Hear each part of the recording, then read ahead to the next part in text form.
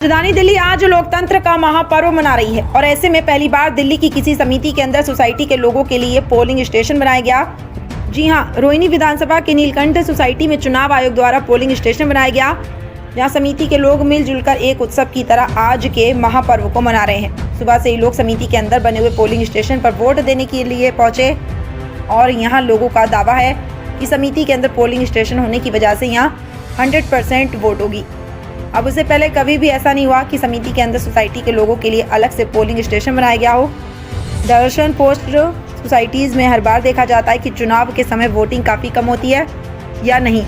Colony की तुलना में समिति से लोग वोट देने के लिए कम निकलते हैं, इसलिए इस बार ये पहल की गई है और रोहिणी के नीलकंठ सोसाइटी में पहली बार समिति के अंदर ही पोलिंग स्टेशन बनाया गया है, जिसमें अहम भूमिका एसडीएम इलेक्शन तपन झा की रही और समिति के लोगों ने यहाँ लोकतंत्र के इस महापर्व को त्योहार के तरीके से मनाया।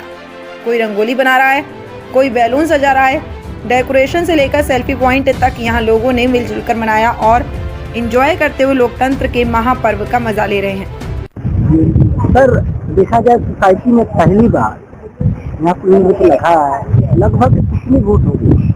इस सोसाइटी के अंदर कुल 998 वोट है और ये पहली बार ऐसा हुआ है कि किसी हाई राइज सोसाइटी के अंदर ये वोटिंग केंद्र बनाया गया है और निश्चित रूप से लोगों में बहुत उत्साह है और हम उम्मीद कर रहे हैं कि तकरीबन 85 से 90% यहाँ पे मतदान होंगे।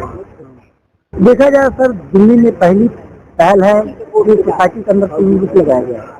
जी, ये बिल्कुल पहली बार है और इतिहास रचा जा रहा है और ये चुनाव आयोग की एक कोशिश थी और हम उसमें कामयाब होंगे, ऐसे हमारी लगभग कितने बुजुर्ग होंगे सर? यहाँ पे तकरीबन 70 से 75 वोटर हैं जो कि 70 साल से ऊपर हैं और उन सब में भी बहुत उत्साह है और आप देख सकते हैं कि बिना व्हील चेयर के वो आके वोटिंग कर रहे हैं। मैं रेखा झा हूँ, मैं ये नीलकंठ सोसाइटी की निवासी हूँ और ये नीलकंठ में पहली बार ये आयोजित किया जा रहा है। मतदान केंद्र फर्स्ट टाइम बना है, लोग बड़े एक्साइटेड है और ऑफिस मैनेजमेंट हमारे प्रेसिडेंट साहब ने इसको और अच्छा एक त्योहार जैसा बनाया है और हमारे यहाँ मतलब हमें टारगेट है कि 85 to 90% वोटिंग होने वाली है, क्योंकि बुजुर्ग लोगों के लिए बहुत आसान हो गया है, बच्चों के लिए बहुत आसान हो गया है और ये इनिशिएटिव जो गवर्नमेंट ने लिया मुझे लगा है बहुत कामयाब होगा।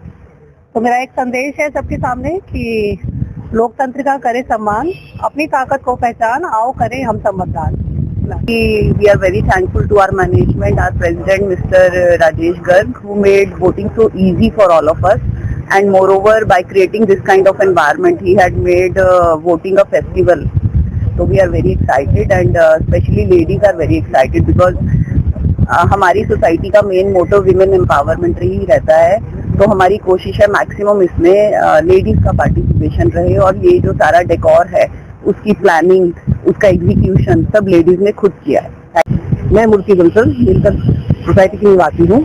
मुझे ये बताते हुए बड़ा हर्ष हो रहा है कि हमारी सोसाइटी में पहली बार इतना बढ़िया काम हुआ है कि हमें उम्मीद ही नहीं थी, क्योंकि इसमें बड़े बुजुर्ग और बच्चे नहीं जाते थे वोट डालने। अब सबको बेनिफिट मिल रहा है इसका और सभी बड़े खुश हो रहे हैं। कल सब औरतों ने मिलकर यहाँ पर रंगोली वगैरह का आयोजन किया, ऐसा लग रहा है जैसे हम कोई फेस्टिवल का आयोजन कर रहे हैं। Thank you. दिल्ली में देखा जाए कि पहली बार इस तरह से सोसाइटी में लगाया गया है, तो क्या कहेंगे? हमारी खुशी से बाहर है ये बातें, क्योंकि हमें उम्मीद ही नहीं थी। जो हमारे प्रेसिडेंट साहब ने करके दिखाया है, सबके सहयोग से हुआ है, लेकिन इन्होंने अथक प्रयास किया इसके लिए। Rajesh Garg, president Neelkanth apartment. Sir, Neelkanth apartment में देखा जाए पहली बार इतिहास है कि आप लोग के अंदर यहाँ लगाया गया वोट डालने के लिए, क्या कहेंगे? बहुत अच्छा लग रहा है और मैं सबसे पहले आभार व्यक्त करूंगा दिल्ली चुनाव आयोग का, जिन्होंने ये प्रयास किया और रोहिणी की पहली सोसाइटी में नीलकंठ का चुनाव किया। ये हमारे लिए बहुत गर्व की बात है। लोगों में बड़ा उत्साह है, बड़ी रौनक है। हमारी महिलाएं, हमारे बच्चे, सीनियर सिटीजन जिनको लंबा सफर तय करके अलग पोलिंग बूथ पे जाना पड़ता था, उसके लिए उनको जाने की आवश्यकता नहीं है।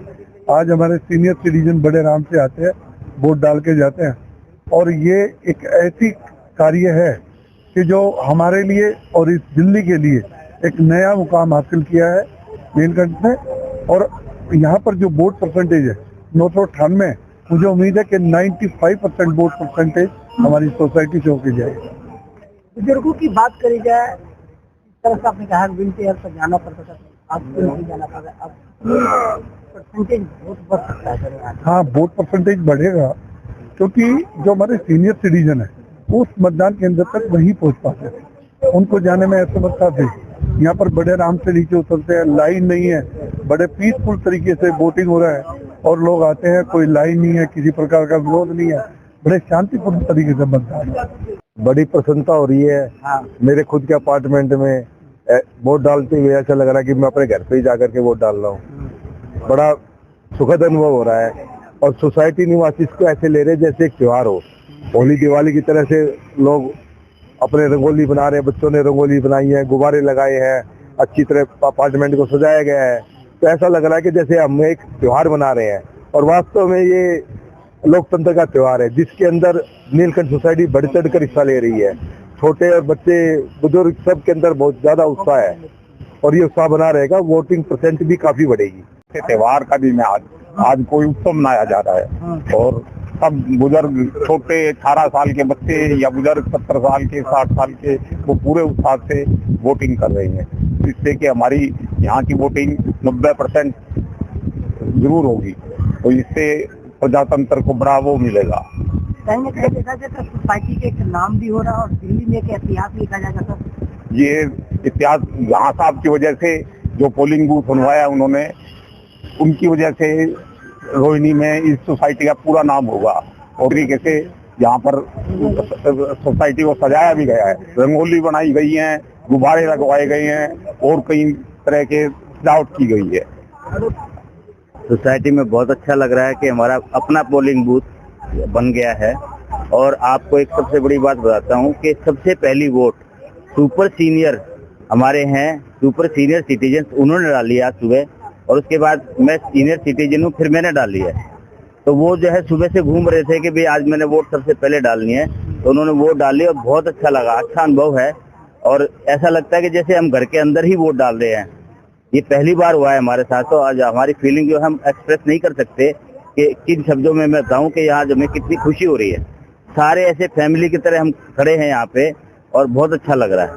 और ये जो है दिल्ली सरकार के अथक प्रयास और हमारे जो है SDM साहब हैं, झा साहब, उनके प्रयास से ये सारा कुछ हुआ है और हमें बहुत अच्छा लग रहा है। मैं ये कहूँगा कि हमारी सोसाइटी में पहली बार मतदान केंद्र बना है, जिसका उत्साह इतना है कि कल रात को 10 से 11 बजे तक भी सारी महिला शक्ति सब मिलने के बाद सबने डेकोरेशन की, रंगोली बनाई और उस उत्साह का असर आपको देखो यहाँ दिखाई दे रहा होगा। यहाँ ऐसा लग रहा है जैसे कोई पर्व मनाया जा रहा है।